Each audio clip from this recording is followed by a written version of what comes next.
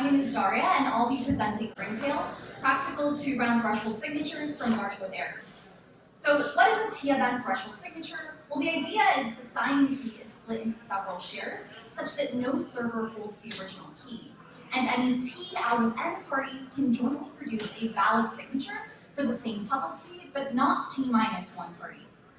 And even if a subset of servers are corrupted, the secret key is going to be safe. And this is increasingly urgent with NIST's recent call for multi-party threshold cryptography, which actually includes a call for additional post-quantum signatures. I'll now go over Ringtail in a nutshell.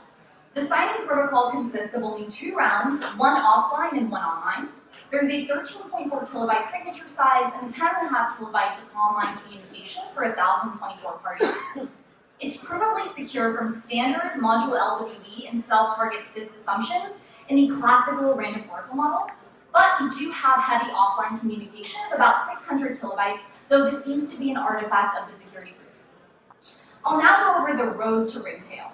Generic approaches that use MPC or FHE are not concretely efficient, which is why prior work has turned to more tailored solutions. Our starting point is going to be the raccoon identification scheme. Applying fiat-Shamir gets you to the raccoon signature, and then applying ingredients like T-raccoon masking, frost thresholdization that enables 2 rounds, and the mu-Segal simulation, which enables a reduction to MLWE, will get us to Ringtail. Let's start off by going over the raccoon ID scheme.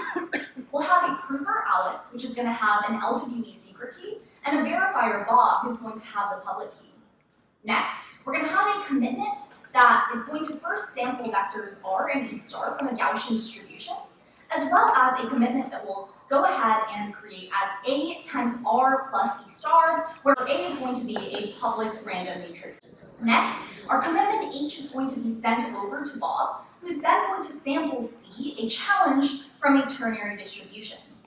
Next, we're going to send C back over to Alice, who's then going to craft her response as Z equals C times SK plus R.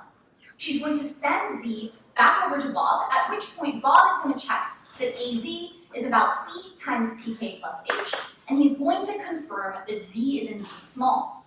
And if you do the math here, you'll find that because C times E plus E star itself is small, verification will pass if Alice used the proper secret key. But of course, this is not a signature yet, so in order to get it to that point, prior work applies fiat-Shamir here. So we're going to take the interactive components, and we're going to eliminate them, replacing them with a fiat-Shamir style challenge that Alice is going to compute herself as hash of PK, M, and H. So now we have a non-interactive protocol, and it's a signature now. How can we thresholdize this? Well, as a starting point, we're going to have a gen function that distributes secret key shares that are Shamir secret shares of the LWE secret key vector. So let's see how this would work by zooming into one particular party. So in the offline phase, the party is going to go ahead and sample the vectors as before from the Gaussian distribution, but now they'll be specific to party I. Next, we're going to calculate the same commitment as before, but again, specific to party I. HI is going to be sent over to the other parties, who are then going to respond with their corresponding HJs. Now moving on to the online phase, the party is going to sum up together everyone's commitment contributions, and then we're going to do our same fiat-Shamir style challenge calculation. Next, the party is going to calculate its signature contribution using its secret SKI, and then it's going to send its signature contribution to the other parties and receive them from the others as well.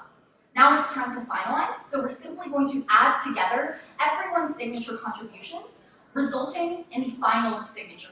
So this is a naive attempt at thresholdizing a lattice-based signature, and it seems to work on surface, but there are a few reasons why we're going to need our other ingredients today. The first and primary reason is that we can have an interactive adversary that can go ahead and forge its contribution with a maliciously crafted HJ and ZJ tuple here. Our solution to this is going to be a Frost-Schnorr random linear combination. So now in our offline phase, we're also going to sample matrices Ri and Ei from the Gaussian, and we're going to craft Di instead of Hi as so. Di will be sent to the other parties who will respond with their DJ matrices. Now, in the online phase, the party's going to add together everyone's DJ contributions, and then we're going to go ahead and compute a hash, which will be a Gaussian hash of the protocol transcript up until this point. Now, we're back to the commitment, but it's actually going to be computed as the product of the D matrix and U, which will make it hard for people to engineer their contributions ahead of time. We're going to have our fiat Shamir style challenge, and then we're going to have simply calculating that signature contribution. And you'll notice here that we have U incorporated as well as NI, a one-time PRF mask with a 0 share. Everything else is going to be the same. We're going to send our ZIs to the other parties, obtain the ZJ, and to finalize, we're going to add together all of the signature contributions, resulting in the final signature. This is the main idea, but you can find additional protocol details in our paper and find me at the poster session. Moving on to our implementation and evaluation, we implemented Ringtail in 1800 lines of Go, and you can find the code here. We used servers that were AWS 16 vCPU and 32 GB machines, and our baselines were T-Raccoon, which is 3 rounds in standard assumptions, and EKT, which is 2 rounds in non-standard assumptions. And we had a WAN experiment with 8 servers located geographically across the world. For our results, we found that while Ringtail's local latency and total communication costs are higher, it exhibits the best online costs out of the prior work. And we also found that for our WAN experiment with 8 parties, network latency dominates scan-time latency, highlighting the importance of minimizing the number of rounds. And so wrapping up here, Ringtail is a 2-round threshold signature scheme with 1 offline and just 1 online round. We have reasonable signature sizes and communication costs, and we have a reduction to standard lattice-based assumptions. Our experiment underscores the importance of message-specific round trips in the WAN setting, and as areas of improvement for future work, we'd like to reduce that offline communication complexity and have better security guarantees, like adaptive security or UC security. You can learn more about the paper here, and here is where you can find me online. Thank you.